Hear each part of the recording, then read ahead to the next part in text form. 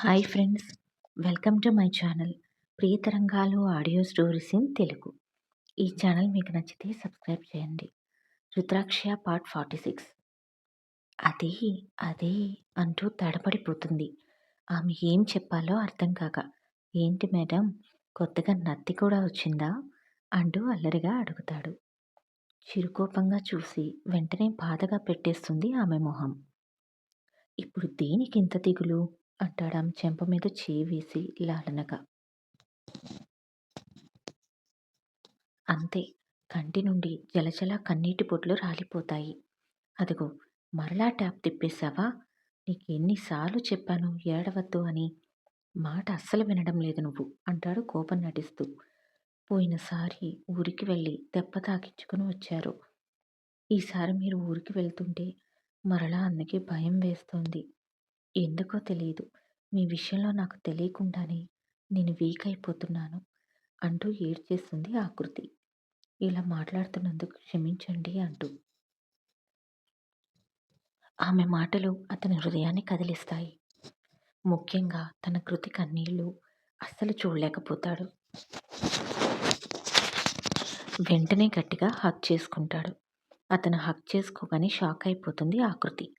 అంతలోనే అతని స్పర్శని తనకు సర్వస్వమని అర్థమవ్వగానే అతని మీద ఇప్పటిదాకా బెంగతో ఉన్న ఆకృతి కూడా ఆగలేక అనూప్ చుట్టూ చేతులు వేసి గట్టిగా చుట్టేసి ఏడ్చేస్తుంది. ఆమె బాధ చూసి అతని కళ్ళు చెమర్చుతాయి. నీకు నా ప్రేమ గురించి చెప్పకుండా తప్పు చేశానురా. జస్ట్ మరికొద్ది రోజులు అంతే. తర్వాత నా మనసును నీకు దాసోహం చేస్తా. నీకు దగ్గరగా వస్తూ నిన్ను నా మనసు తెలియనివ్వకుండా డైలమాలో పెడుతున్నాను. రియల్లీ సారీ అనుకుంటాడు మనస్ఫూర్తిగా. ఆమెకు తన కన్నీళ్లు తెలియనివ్వకుండా తన కళ్ళు తుడుచుకొని అతని కౌగిలి బిగిస్తాడు మరింతగా. ఇంత తొందరగా ఎప్పుడు నువ్వు నా ప్రాణం అయిపోయావో నాకు కూడా అర్థం కావడం లేదురా అనుకుంటూ మనసులోనే. ముందుగా అనూప్ నార్మల్ అవుతాడు. ఇంకా తనని బెంగగా హత్తుకుని ఏడుస్తున్న ఆకృతి వెన్ను నిమురుతూ, నువ్వస్సలు బెంగపడకు, నేను జాగ్రత్తగా వెళ్తాను, జాగ్రత్తగా తిరిగి వస్తాను, సరేనా? ఈ క్రయింగ్ బ్యూటీ కోసమైనా నన్ను నేను కేరింగ్గా చూసుకుంటాను. ఇక నువ్వు నార్మల్గా నవ్వుతూ ఉంటే నేను బయలుదేరుతాను అనడంతో మెల్లగా కళ్ళు తుడుచుకొని అతని నుండి దూరం జరిగి కళ్ళు తుడుచుకుంటుంది. Smile please. చిన్నగా నవ్వుతుంది. సరిపోలేదు. చిరుకోపంగా చూస్తూ మరింతగా నవ్వుతుంది. వెరీ గుడ్ గర్ల్, బాయ్ అంటూ చెప్పి ఆమెతో కలిసి కిందికి వస్తాడు. తన కోసం ఆల్రెడీ కింద వివేక్ వెయిట్ చేస్తూ ఉండడంతో కిందికి వచ్చేసి అందరికీ చెప్పేసి బయలుదేరిపోతాడు. అప్పటిదాకా అందరి దృష్టి అనూప్ మీద ఉండడంతో ఎవరూ కృతిని గమనించలేదు.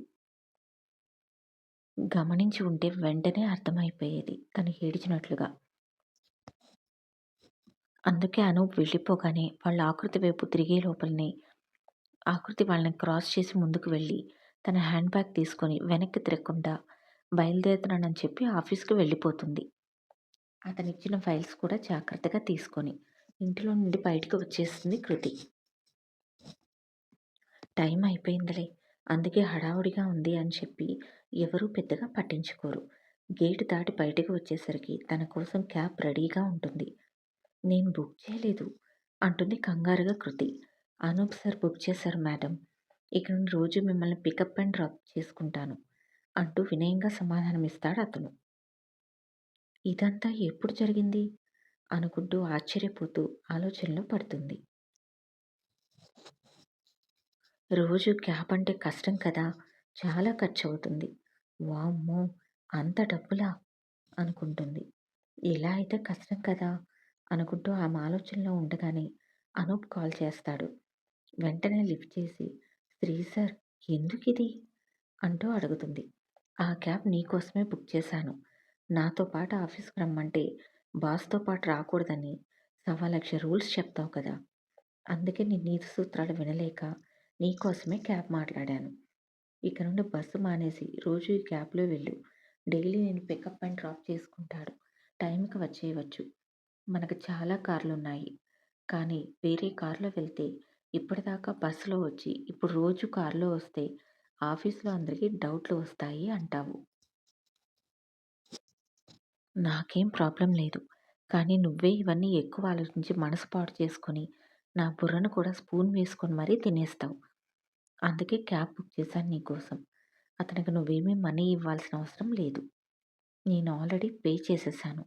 డైలీ అతనే పికప్ చేసుకుంటాడు, డ్రాప్ చేస్తాడు. అంటూ చెప్పడం ముగిస్తాడు. అది కాదు సార్. నేనెప్పటిలా బస్సులో వెళ్తాను కదా! ఎందుకిదంతా? నో మోర్ ఆర్గ్యుమెంట్స్ కృతి. నోరు మూసుకొని క్యాబ్‌లో వెళ్ళు.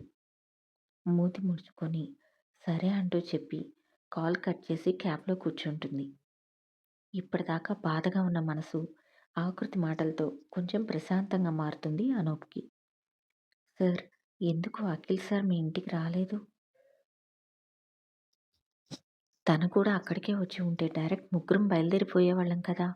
ఎందుకిప్పుడు మళ్ళీ దారిలో పికప్ చేసుకోమన్నారు? అంటూ అడుగుతాడు అర్థం కాక వివేక్. వివేక్ తనకి చాలా క్లోజ్. తన పర్సనల్ అసిస్టెంట్ కనుక, ఇంకా నమ్మకమైన వ్యక్తి కనుక వివేక్ దగ్గర దాపరికాలేమీ ఉండవు అనూప్‌కి. అందుకే ఉన్నది ఉన్నట్లుగా చెప్పాలని డిసైడ్ అవుతాడు. అర్పితని అఖిల్‌కిచ్చి పెళ్లి చేయాలి అనుకోవడం, అఖిల్ ఒప్పుకోకపోవడం, అనూప్ బ్లాక్‌మెయిల్ చేయడం, చివరికి ఒప్పించడం అంతా చెప్పేస్తాడు. ఆల్రెడీ అఖిల్ గతం ఇంతకు ముందే తెలుసు కనుక చాలా హ్యాపీ ఫీల్ అవుతాడు వివేక్. మంచి పని చేశారు సార్. ఇన్నాళ్ళకు అఖిల్ సార్ లైఫ్ ఒక గాడిన పడుతుందంటే నేను కూడా చాలా హ్యాపీ. నేను కూడా అదే అనుకుంటున్నా. వీలైనంత తొందరలో వీళ్ళిద్దరూ పెళ్లి చేసుకోవాలి. తర్వాత వాళ్ళ కష్టాలు వాళ్ళే పడతారు. హా! సార్. తొందరగానే చేసేయండి. మరలా అఖిల్ సార్ మూడ్ మారకముందే. ఈ పని అయిన తర్వాత అదే. ఆ తర్వాత మనకింకా చాలా పనులున్నాయి. ఈ మిస్టరీ ఏంటో మొత్తం ఛేదించాలి. అలాగే సార్. నా వంతు నేను సహాయం చేస్తాను. కొంచెం దూరం వెళ్ళగానే దారిలో అఖిల్ కారెక్కుతాడు. ఇక ముగ్గురు కలిసి ఎయిర్‌పోర్ట్‌కి స్టార్ట్ అవుతారు. మాట్లాడుకుంటూనే ఎయిర్‌పోర్ట్‌కి చేరుకుంటారు. ఫార్మాలిటీస్ అన్నీ కంప్లీట్ చేసుకొని ఫ్లైట్ ఎక్కుతారు.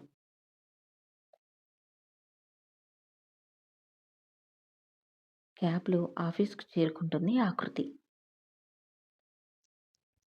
చాలా రోజుల తర్వాత ఆకృతి రావడంతో అందరూ పలకరిస్తారు. మీ అమ్మగారికి ఎలా ఉంది మేడం అంటూ. అందరికీ బాగానే ఉంది అని చెప్పి తన క్యాబిన్‌కి వెళ్తుంది. ఆకాష్ రాగానే ఆకృతి వస్తుందని తెలుసు కనుక తన దగ్గరికి వస్తాడు. వాళ్ళ అమ్మగారికి ఎలా ఉందో అంతా పలకరించి అన్ని విషయాలు కనుక్కొని వర్క్ గురించి స్టేటస్ అప్డేట్ చేస్తాడు. తను తీసుకొచ్చిన 3 ఫైల్స్ ఆకాష్‌కిస్తుంది ఆకృతి. ఆ ఫైల్స్ మీద వాళ్ళిద్దరూ స్టడీ చేస్తారు కొద్దిసేపు.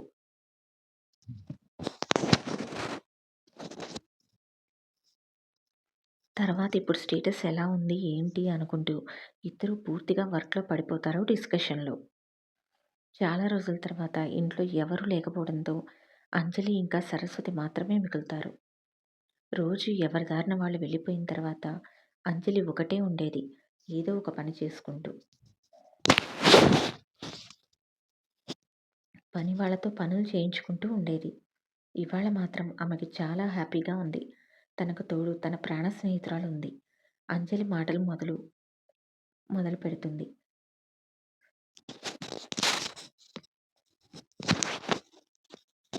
ఇప్పటిదాకా మాట్లాడుకుని చాలా విషయాలు వాళ్ళిద్దరి మధ్య తొలుతాయి. అసలు సరస్వతి పెళ్లి ఎలా అయింది? ఏంటి? ఆమె భర్త ఎలా చనిపోయారో అన్ని వివరాలు కూడా తెలుసుకుంటుంది అంజలి. భర్తని చివరి చూపు కూడా చూసుకోలేదని తెలిసి తను కూడా బాధపడుతుంది. బాధపడుతున్న సరస్వతిని తన మాటలతో నార్మల్ చేస్తుంది. ఇక నుండి వాళ్ళు ఉన్నారు అని ధైర్యాన్ని కలిగిస్తుంది. నీకు పూర్తిగా తగ్గిన తర్వాత ఇద్దరం ఒకసారి బయటికి వెళ్దాం షాపింగ్‌కి. మనిద్దరం షాపింగ్‌కి వెళ్ళి చాలా రోజులైంది కదా! అంటుంది అంజలి. రోజులు కాదు, సంవత్సరాలయింది. వెళదాంలే. నాకు కూడా పూర్తిగా తగ్గనివ్వు. ఇప్పటికే ఆల్మోస్ట్ చాలా తగ్గిపోయింది. ఇక కొంచెమే కదా! ఏ మాటకా మాట చెప్పాలి. పిల్లలిద్దరికీ పెళ్లి కుదరడం నాకు చాలా సంతోషంగా ఉంది అనుకుంటారు ఇద్దరు. పనివాళ్ళకి కూడా పూర్తిగా చెప్పేస్తుంది అంజలి. మా ఇంటి ఆడపడుచు కుటుంబం అని సరస్వతిని చూపించి, మాకిచ్చిన గౌరవం వాళ్ళకి కూడా ఇవ్వాలి అని కూడా డిక్లేర్ చేసేస్తుంది. అలాగే మేడం అంటారు అందరూ. ఇక మరలా మాటల్లో పడిపోతారు వాళ్ళు. దూరమైన ప్రాణ స్నేహం దరిచేరితే, ఇంకా అది బంధంగా మారుతుంటే, ఆ ఆనందమే వేరు కదా! ఒంటరిగా ఉన్న సరస్వతి గారి జీవితంలోకి మంచి రోజులొచ్చాయి. పని వాళ్ళకి కూడా మా ఆడపడుచు అని చెప్పటం ఆమెకి చాలా సంతోషాన్నిస్తుంది. ఈ స్టోరీ నచ్చితే సబ్స్క్రైబ్ చేయండి.